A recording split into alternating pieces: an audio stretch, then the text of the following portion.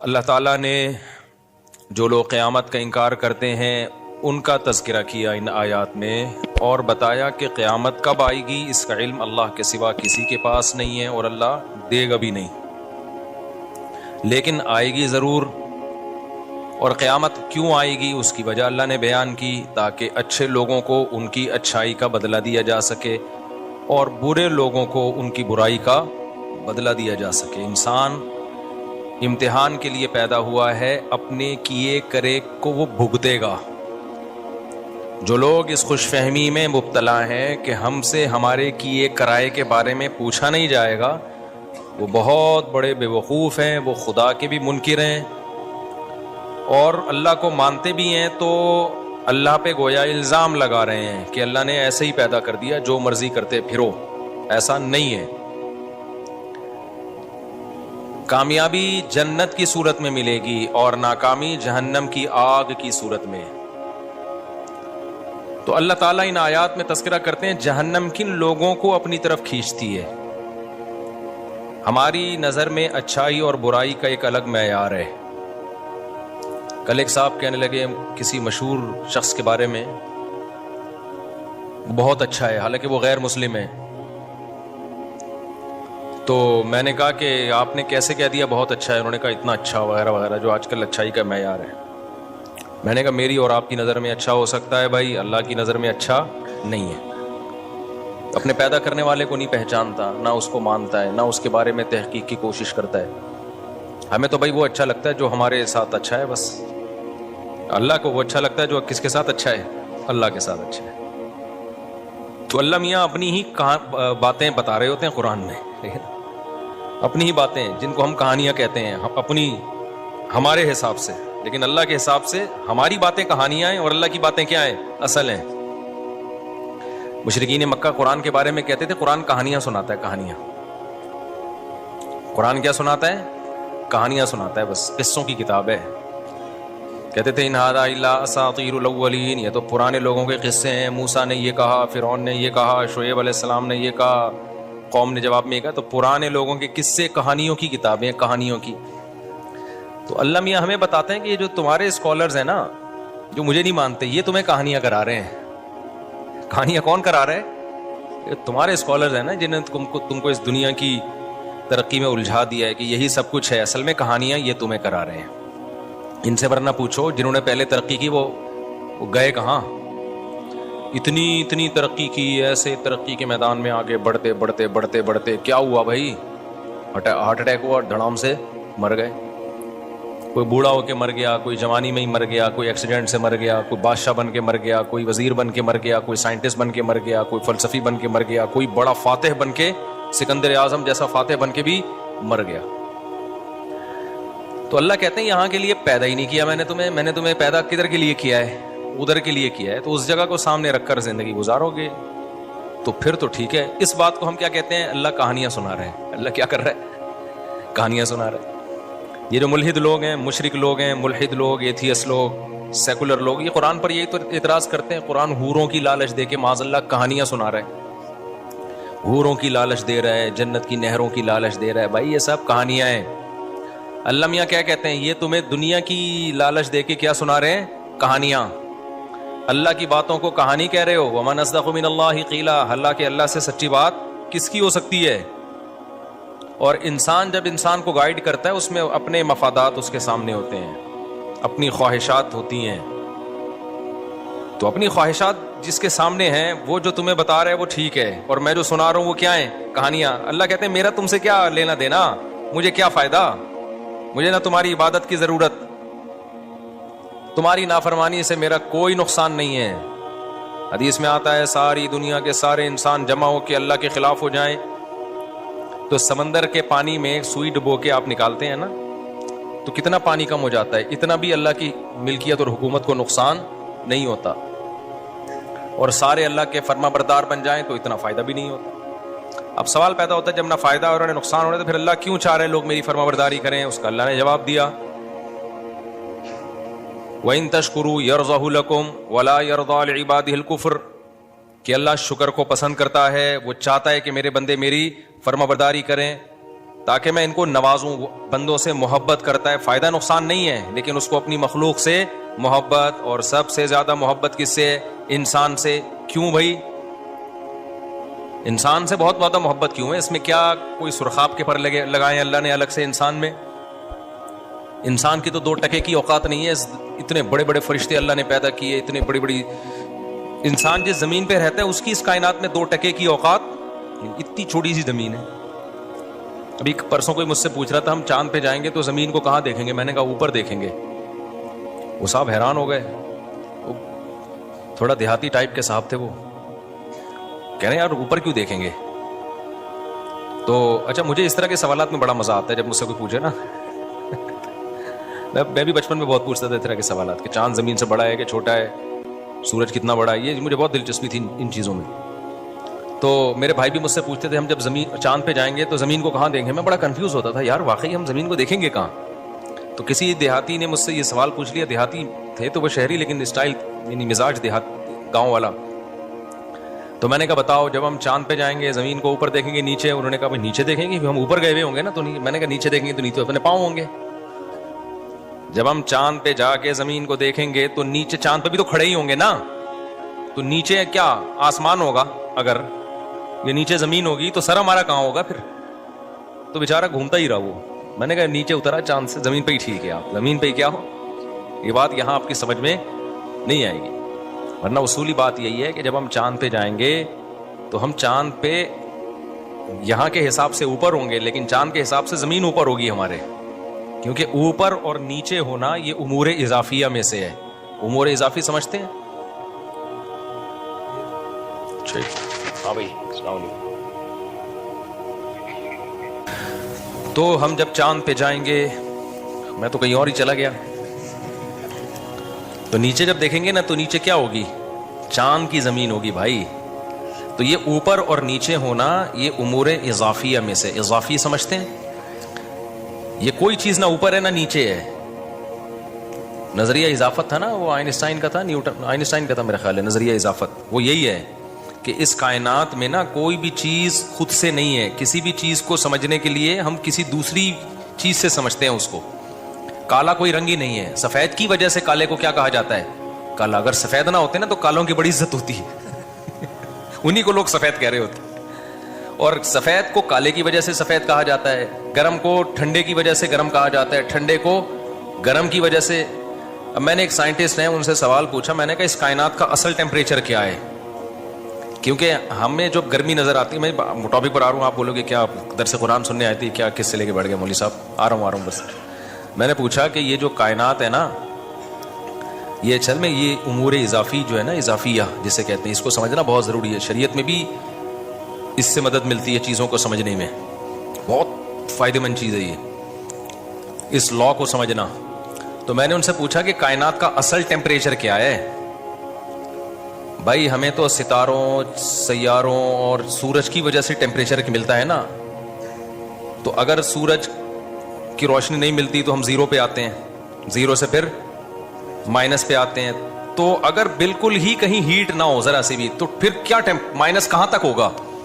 1 گھنٹہ میں نے کوشش کی, ان کو سوال ہی سمجھ میں نہیں آ رہا تھا یہ پوچھ کیا رہا ہے. تو میں نے کہا چھوڑو ایسے ہی ٹھیک ہے. تو ابھی بھی میرا سوال ہے کہ کوئی تو ٹیمپریچر اصل ہوگا نا, کہ اگر کائنات میں کہیں بھی ہیٹ نہ ہو تو پھر اس کائنات کا اصل اوریجنل ٹیمپریچر ہوتا کیا ہے وہ؟ یعنی ہم آج کی ڈگری کے حساب سے اگر ناپیں تو ہو سکتا ہے میرا سوال ہی بے وقوفوں والا ہو, لیکن واللہ عالم مجھے اس کا جواب ابھی تک کسی نے دیا نہیں. خیر, تو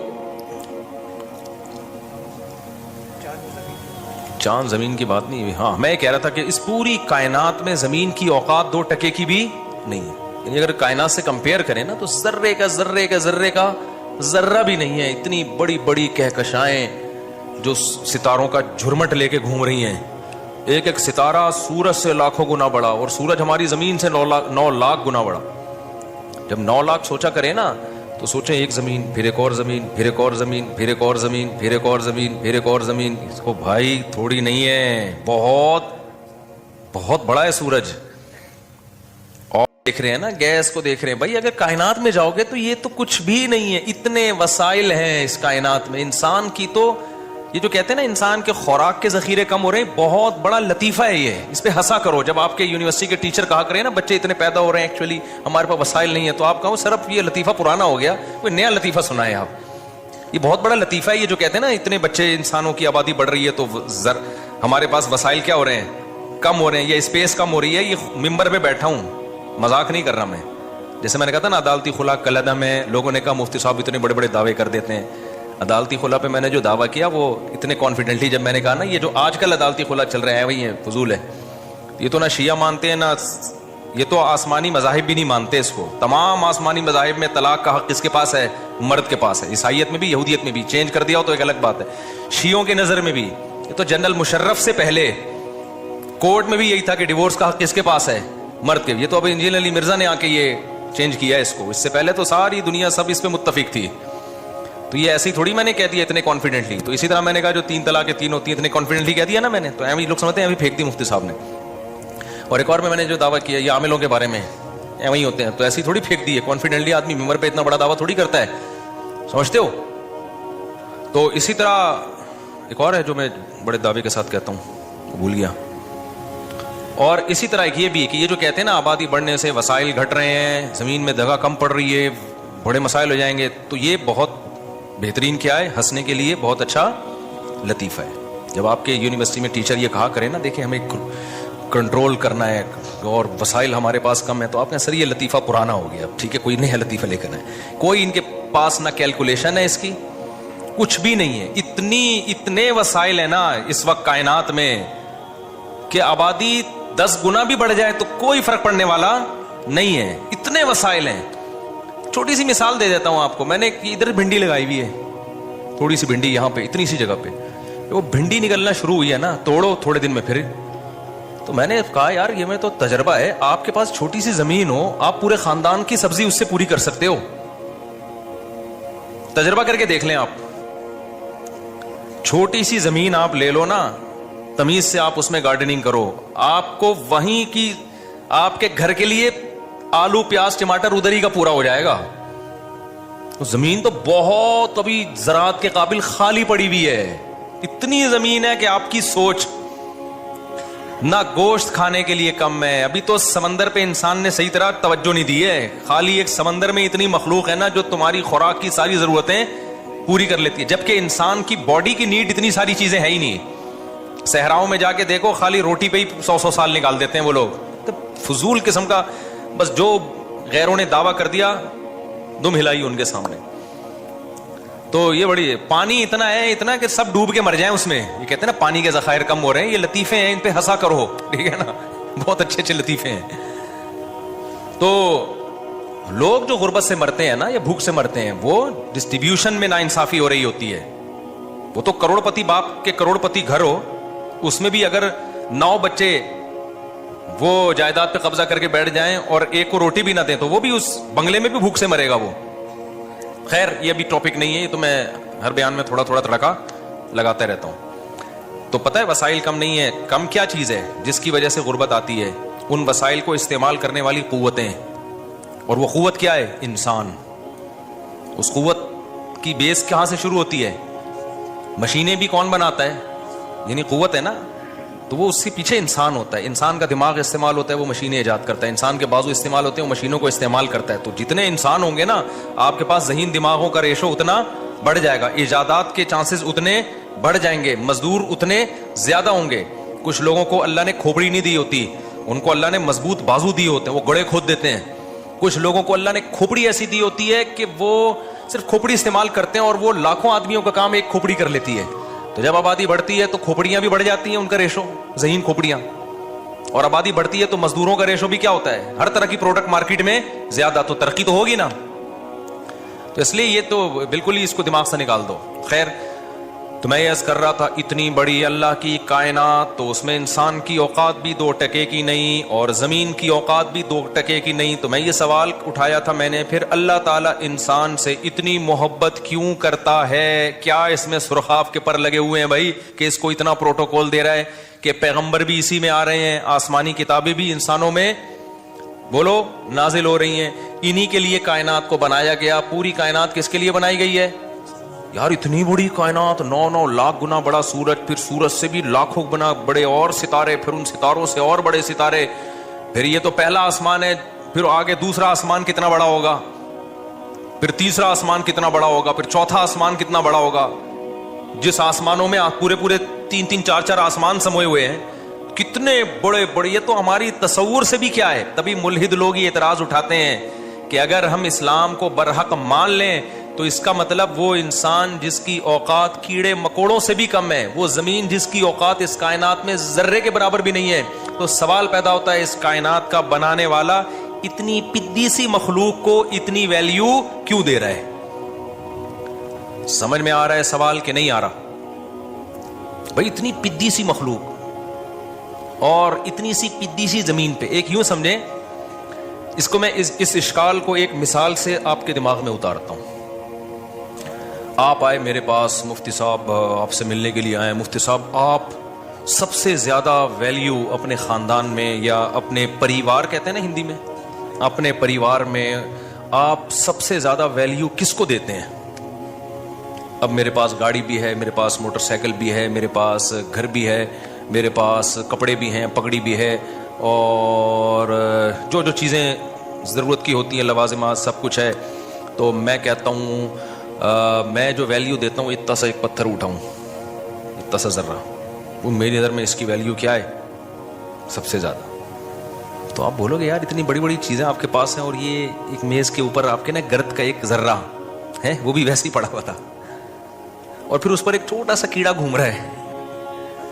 उस पर छोटा सा क्या घूम रहा है? एक जरसूमा जो खूरबीन से नजर आ रहा है। तो मेरी नजर में ये सबसे ज्यादा, और मैं इसी की खातिर मैंने ये सारा, ये पूरा जो मेरा खानदान और ये मुर्गियां और ये बकरे और ये सब चीजें पाली हुई और ये मेरा घर और ये सब मैंने इस छोटे से जरासीम के लिए बनाया मैंने। तो आप बोलेंगे यार कोई और लतीफा सुना देते मुझसे साहब, नींद शायद पूरी नहीं हुई है या कोई और मसला हो गया आपके साथ, क्या बातें कर रहे हो? जब भी किसी चीज को वैल्यू दी जाती है सबसे पहले कोई साइज तो होना उसका, क्या ख्याल है?